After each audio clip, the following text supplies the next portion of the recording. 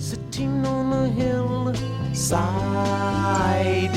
watching all the people die. I'll feel much better on the other. Hey VC, back with another video. It's been a couple of weeks actually since I've made one. Not for any particular reason other than just being really busy at this time of year with work and things. So yeah, since I made the last video, I've been on a couple of digs, but not as much. I've made a bit of a deal with myself not to spend too much in coming up to Christmas, and but also just to really re-engage with my collection. I mean, we've got so many records, as you all do, and I'm sure you can relate to this. That when you're constantly bringing new stuff in, the old ones tend to get neglected, and there's things that could sit on the shelf for a whole 6 months or a year or something like that before you revisit them. So I'm trying to spend a bit more time just re-engaging and reabsorbing some older things that I've had for a while, for a few years. So this is more of a recent spins video with a couple of new finds in there too, just to keep it interesting and keep it fresh. I'll start straight off, I guess, with this classic that I keep coming back to.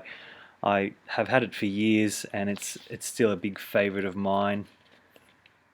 Love's Forever Changes. I think this is possibly, it would have just missed out on my top 10 with my needle groove response.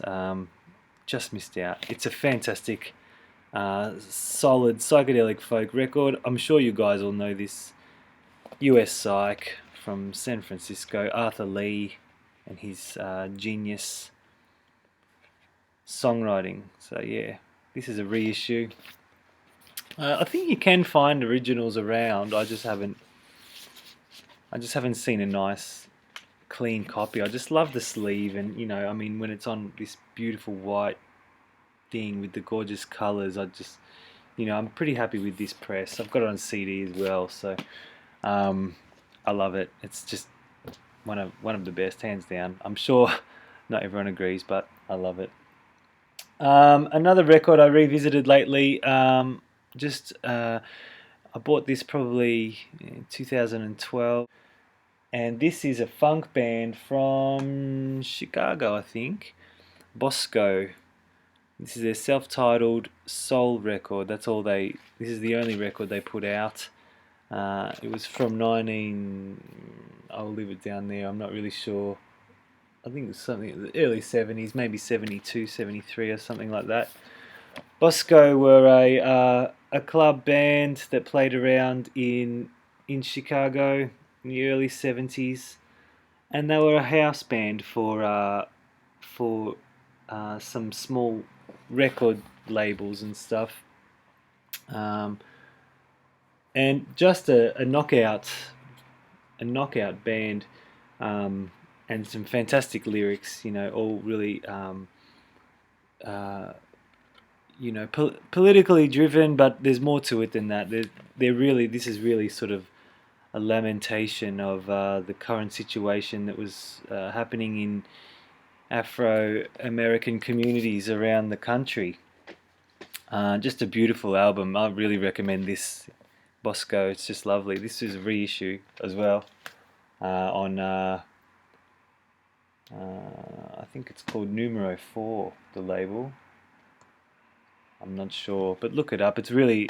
I mean, they've only reissued it one time, I'm pretty sure, from the original stuff. So yeah, check it out, Bosco. It's really nice.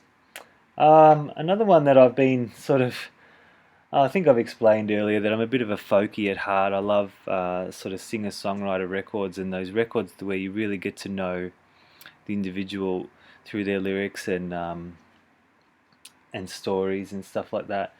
And this one here is one that I find I keep coming back to as well. The artist is named Ed Askew, and this is a few records in to his career. He started off in the in the 70s, but this one's from I think 81 or 82. I'll put it down there, but yeah, this is Imperfection. Now this guy, it's really minimal sound, you know. He just plays on a very cheap recorder in his bedroom on a really sort of cheap mic with his guitar, and tells some great stories. He's a true artist, this guy, a very courageous artist. He just puts his sort of soul out there, and he's a very prolific guy. He's put out a lot of records, which I haven't heard like all of them, or not even half of them really. I think he's got a shit ton of albums put out and releases and stuff. But this one I can really recommend. He's just recently put out a new reissue of his debut record. I can't recall the name of it. Something about unicorns, but I'm yet to get that. I will get that soon as well, because I'm a big fan of his sound and his style. I think he's a really unique singer-songwriter artist, Ed Askew, from the States. One of the really much darker records that I have in the collection, one of the most dark albums I've ever heard actually from a singer-songwriter sort of artist, is this record here by Peter Hammill, and it's called Over. This is his sort of divorce record, I guess you could say. Peter Hammill, as you may know, what you probably know, is the leader of the Van der Graaf Generator, UK sort of proto-prog band. Started off in the late 60s and put out a slew of really high quality progressive rock albums. He broke away and did solo stuff towards the end of the mid 70s and late 70s and into the 80s. And again, quite a unique artist. I really hold Peter Hammill in quite high regard actually when it comes to, you know, arranging and progressive rock, sort of his stamp on the genre. Really important artist, you know, just as important as sort of Peter Gabriel or Robert Fripp, in my opinion, anyway. But that one's a really crazy dark ass album, really dark and deep.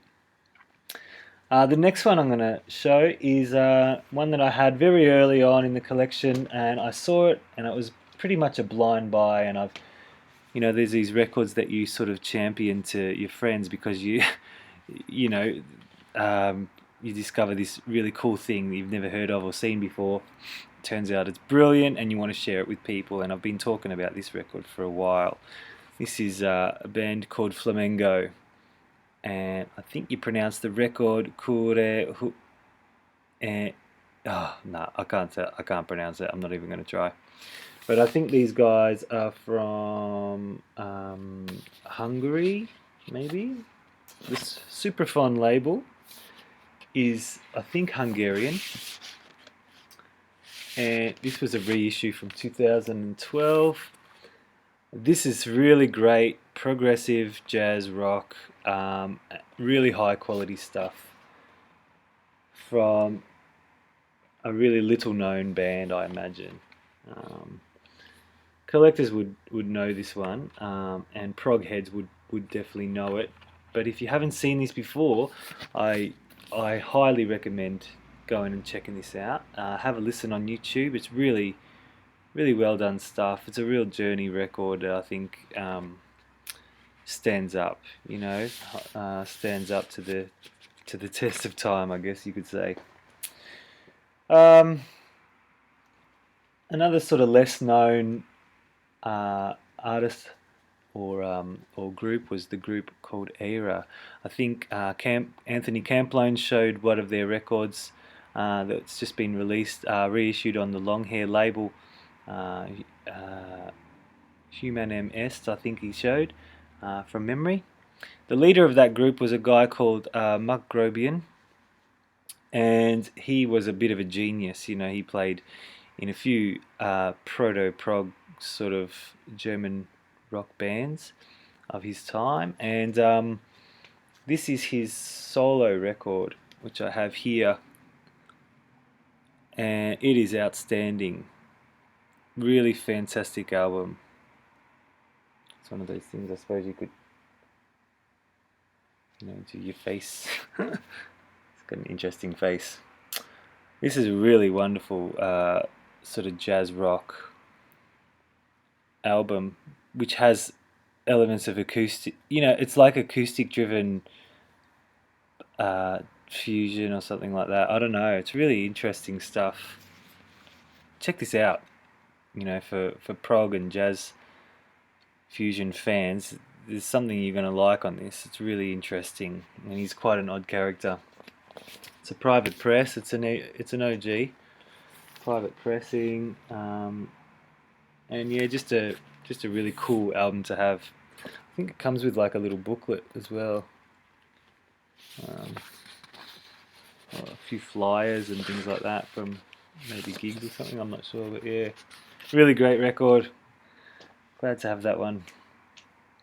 One I picked up not too long ago, probably a few months back, which I've revisited again just because I like this sort of style of music, and I was just vibing it. Earth Star. This is, I think, their second release, French Skyline.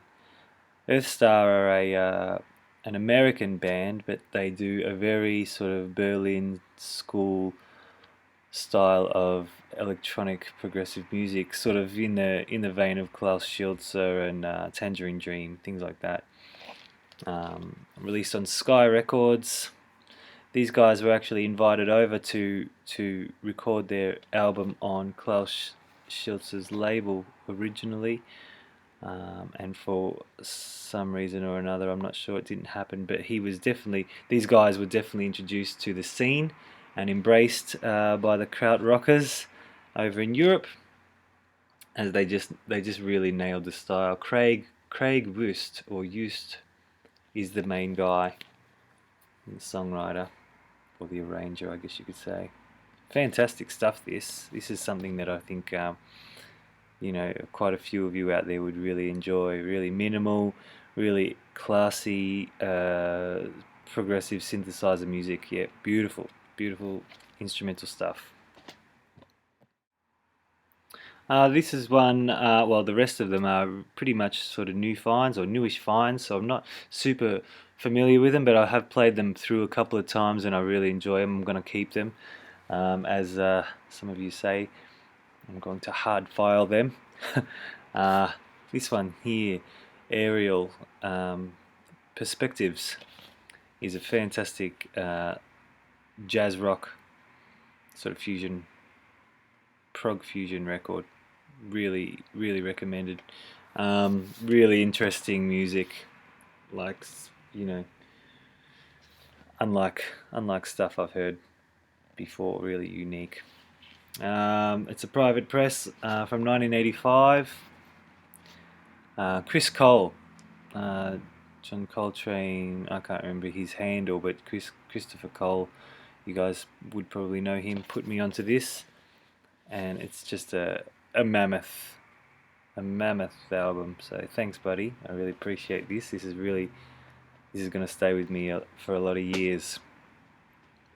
I went to the record fair with the what we know as the Melbourne chapter of the VC. Me and Fred and Champ Sound and Anthony Camplone and James Buttery. We all went to the vinyl record fair in Box Hill and picked up a few beauties.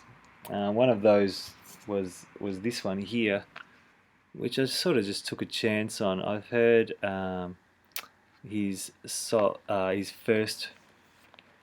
record. I think it's called Black Woman. I don't have it, but I have heard it, and it was really impressive. And I saw this for a pretty good price, and it's quite intense. I guess you could call it spiritual jazz. It was recorded in France with French musicians. Him, Sonny Sharrock, and his wife. I can't remember her name.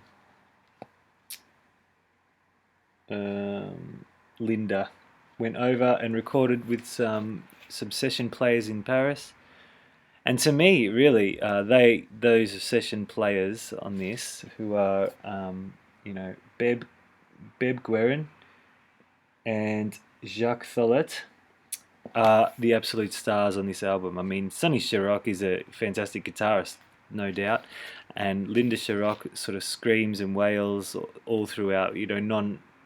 Non words, just oohs and ahs a lot, which gives it that sort of really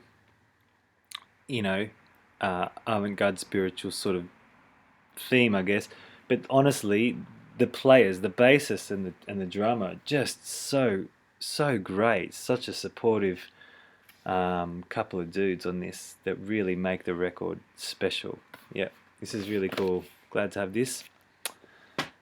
And the last one I'll talk about is this record here, Maurice Deebank, Inner Thought Zone, which came in the mail a couple of weeks back as well, and I've been playing a couple of times. I really like it. Actually. It's instrumental music, guitar music, in the vein of something that you might hear on a Talk record, or on something from David Sylvian sounding sort of thing. Really sort of minimal, sparse, classy. Again, just really really well done. It's on Cherry Red Records.